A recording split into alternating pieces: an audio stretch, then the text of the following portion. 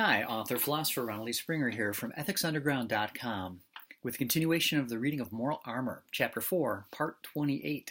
It's a long chapter, I know, but it's the most important chapter. It's the one where we build an individual from scratch. The rules of happiness. The source of happiness has always been a big mystery, but not any longer. Think of a time in your life when you were most happy. Happiness is a bright, sharp, clear, light, radiant state of being, isn't it? We see blue skies, satisfied bosses and customers, a warm, stable home, and meaningful relations. Happiness is associated to when things are going well, in nature, at work, and in our personal lives, a reward for an unrestricted flow.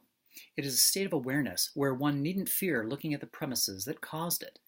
In contrast, cynicism and malice, any kind of irrational negativity, is like mud. Sticky, gooey, heavy, indeterminate, shapeless, and dull, just like the premises that caused it, premises undesirable to reveal, premises we are going to wash away.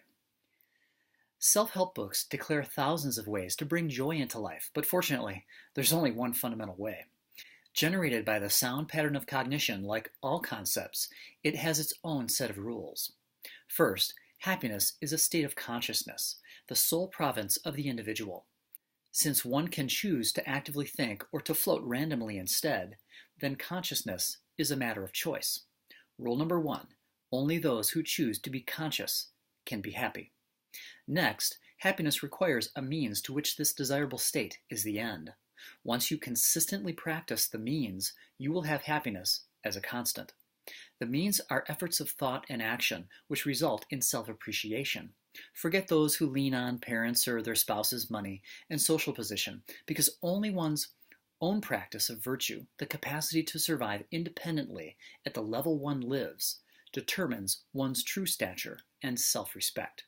Therefore, rule number 2, happiness is self-generated.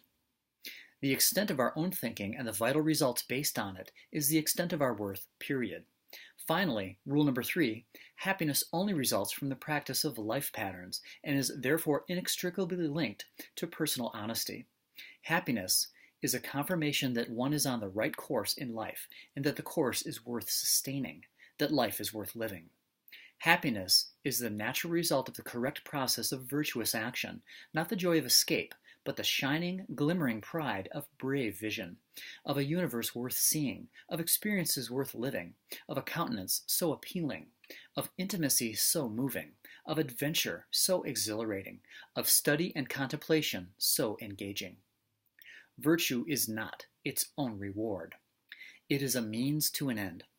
Our goal in the pursuit of happiness is to expand our fulfillment by virtuous means in our every avenue of interest to the end of our days.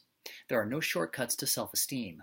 The natural links of cause and effect run all through the pattern, from the axioms of existence and consciousness to the honest effort of life, to the confidence of the means chosen, to their success, to the pride that follows, to the bravery to form new questions to answer, to the medium of happiness made possible only by the continuation of the process. The flow is discernible and fully accountable. Happiness is a necessary, spirit-sustaining validation that life is worth living. Confidence alone won't do it. Security won't do it. These are sub-elements. A person can be brilliant, rich, and active, and still be miserable if his means have not addressed his most private, heartfelt longings. There can be no compromise at any level of cognition, especially in regard to one's purpose. The most penetrating happiness is found in the knowledge that one's deepest, most personal desires are being reached.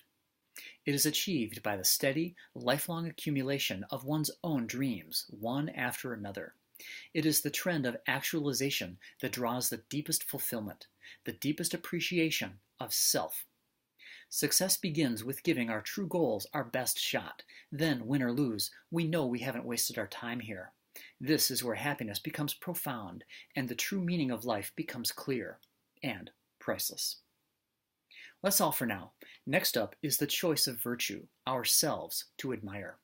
Click subscribe and leave a thumbs up if you'd like to help wipe out moral confusion fast with nature's moral armor and make the world a better place.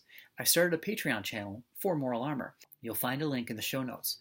Its thank you page has a PowerPoint video that explores the keys to moral armor visually. For a $5 contribution, you'll get that right away, and it also includes my latest book, The Care and Feeding of Freedom, as a download. Your support is most appreciated. Thanks for watching. See you next time.